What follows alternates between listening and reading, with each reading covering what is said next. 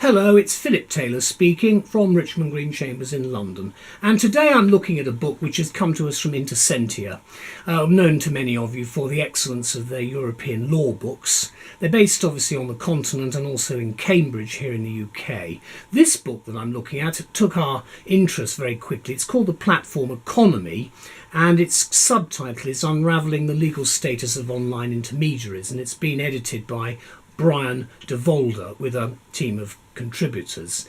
I've given it the title for the book review, Intriguing Online Transactions Amid the BREXIT Bungling. And I'm recording this in the spring of 2019, where we still don't know where we're going with Brexit or what's happening. So we're into a very interesting game. Let's have a look at the book. It's a hardback. There we go. There's the front, there's the spine, and then there's the back. It's a heavyish book, very much the style of Intersentia. It's 400 pages long. There's no index at the back. It just ends with the final chapter, and each chapter has a conclusion, which I think is very helpful. There are 4 parts to the book. Let's look at the front of it. There's the front page there. Then you've got the blurb about Intersentia and an interesting preface, which I borrowed a little bit from, talking about where we're going. And in fact, you'll see the quote from me at the beginning of the preface. Then we get to the contents section and the various parts and chapters. Each part and chapter has the name of the individual contributor, and you can see as we run through how they go. There's a lot of detail in this, and it's very much a book for the 21st century, this one, without any doubt at all. You can see the various parts up to part 4, the various parts. Each part then just has a number for the chapters, so the individual part just has chapter 1 and 2 and so on. Then we get to the main book itself, part 1, and then we go straight into it. There's no real index, but there is paragraph numbering and quite a lot of footnoting, as you can see. And opening it up in the middle, again, you can see fairly substantial footnoting. So do have a look at our review on the web and in the journals, the written one. What do we say about this? Well, I say this. Bram Devolder opens this splendid and intriguing new book with the following words. Today, platforms such as Uber, Airbnb and Task Rabbit enable millions of people to become part-time entrepreneurs and top up their incomes by engaging in online transactions. Obviously YouTube's one that many people will know about. Some people make quite a lot of money out of it. I don't, because it's not what I do this for. These reviews are done for a purpose. I only review books which I think are of interest. I don't debunk the books, because these are books for professional people, and I try to find what will be of interest to you as the listener and the reader, depending on what sort of practice you have, whether it's academic research or practitioner work. This book I thought was particularly interesting because what Bram does is he goes on to write that economies of scale empower them, that's these quasi part-time entrepreneurs, to compete with well-established incumbents. So a lot of competition, very much part of the capitalist approach to life, which I of course fully support.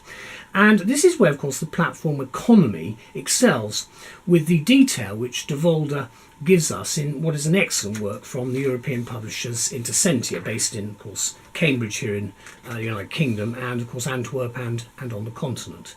The publisher of course publishers open their view of the work proudly, stating that on the 20th of December 2017 and on the 10th of April 2018 respectively, the Court of Justice of the European Union, that's the CJEU, passed 2 landmark cases on the legal status of the internet platform Uber, and you'll probably be well aware of the huge amount of publicity that generated.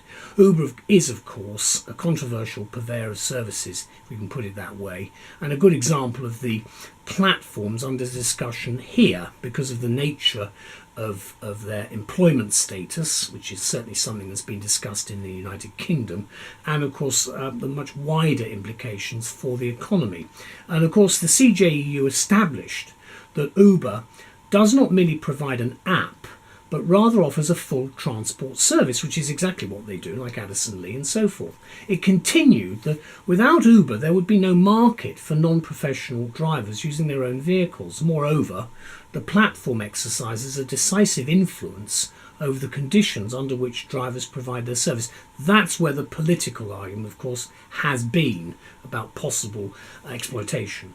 Now, and of course, so it is that these rulings review the very core of several highly debated questions on the legal status of online intermediaries, such as, of course, Uber, Airbnb, Task Rabbit, which Devolder centres on initially. And of course, that's the beginning of the book, and that's the eye-catcher, if you like. Now, the questions posed and answered here are as follows.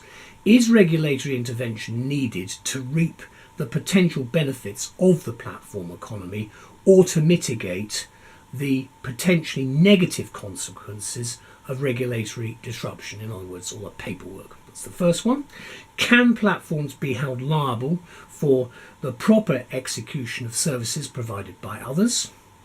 Does existing national regulation impose disproportionate market restrictions on innovators?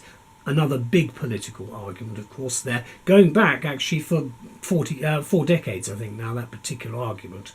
Should we rethink labour protection and social security to address the potential loss of social protection of non-standard workers? And how can revenue law be improved to tackle elaborate international schemes to avoid direct and indirect taxation? Because that really is one of the problems, and that is, again, the need to basically tax fairly. And of course that again is a point where if you're offering a very cheap service, you obviously they're undercutting, but are they actually doing what everybody else is doing? And of course that's another argument, which is a political one fundamentally, although it does get to the heart of the economy, hence the name, the platform economy, which, as I say, is very much of a 21st century concept in my view anyway.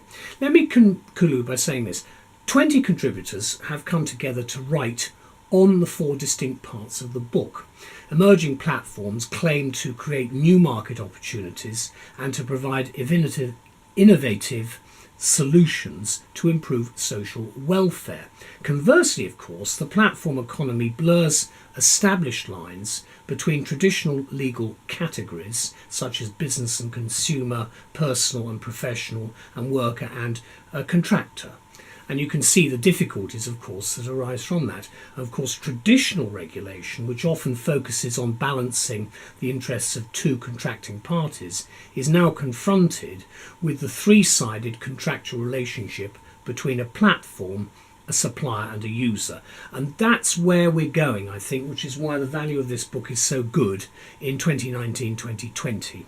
And of course, in this book, a panel of international legal experts unravel the legal status of online intermediaries, which I think hasn't really been done before.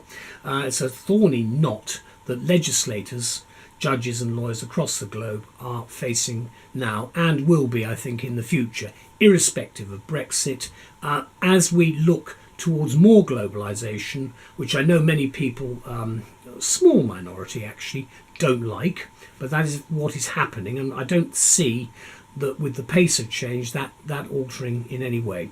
The hardback book was first published on the 23rd of January 2019. Now let's have a look at it again. There it is. You can see the book itself, then the spine, and then the back of it.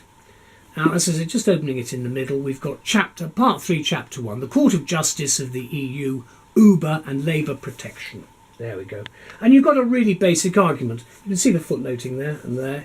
No paragraph numbering as such, but the basic argument is there. And it really is very much a question of the balance between labour protection, employment rights and so forth, and the activities of organisations like Uber and how far they can go. Because obviously you can't have a position where there's too much exploitation, but at the same time it makes sense for the consumer to have a relatively cheap service on offer. So you can see the arguments. It's well worth reading. I'd like to thank Bram very much and his team for this, and also to Intersentia. You come up with great books, Intersentia, and I'm really grateful to be privileged as well to be able to review them. Thank you so much. Bye bye.